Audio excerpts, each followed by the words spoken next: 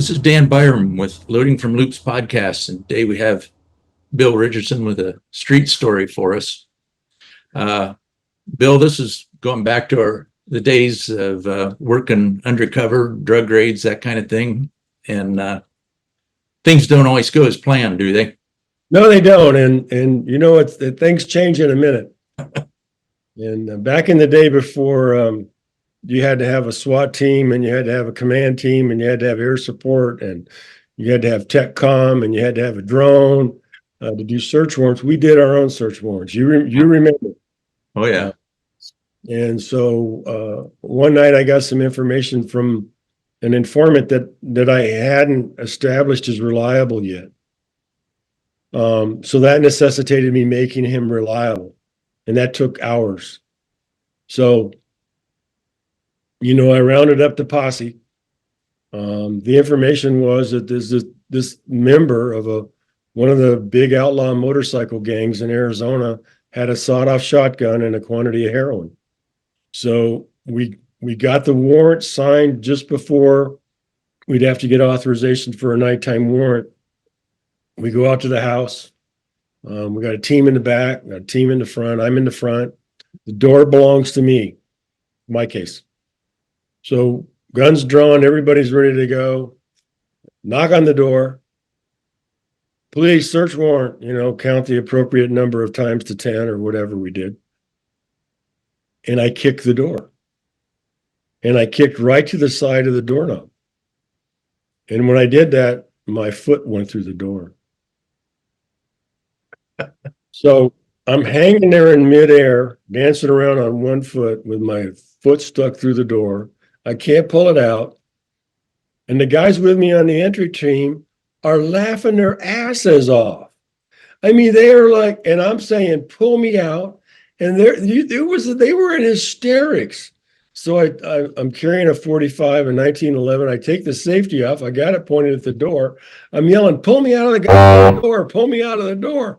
And they're having too much fun laughing at me. So they finally pull me out of the door. We go in, we get the shotgun, we get the heroin, and then we discover a bunch of stolen motorcycles, a bunch of Harley Davidsons. So we work through the night, we get it all wrapped up. We find a piece of plywood to nail into the walls to cover up the front door. And the only place that's open 24 hours is an old Sambo's restaurant. Remember those? So we're in Sambo's having coffee, knowing now we got to do all this other stuff before we can go home. And one of the defense attorneys in town walks in, and I knew him. He'd been a former prosecutor. Well, he'd been retained immediately by the defendant. So he comes up to me and he says, did you guys do the search warrant tonight on so-and-so's house? And I said, yes, I did. And he says, do you mind if I go out and look around? I said, go right ahead. I mean, we secured it.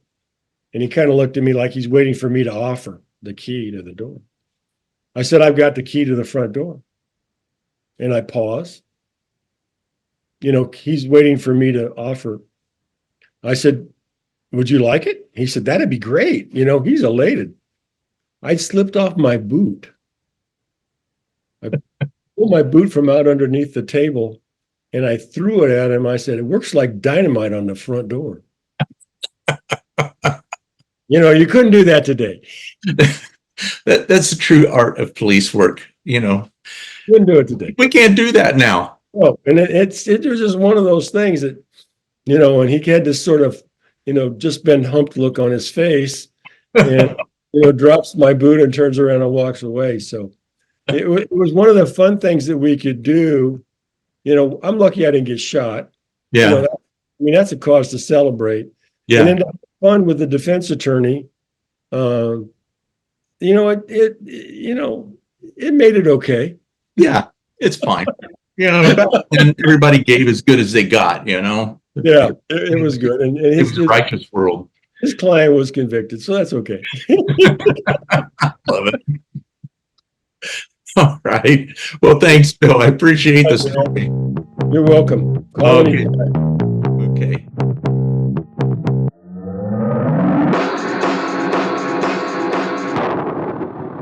Loading from Loops is brought to you by Sabbat Learning. Register now for the Excellence in Law Enforcement courses. Click the link below for more information.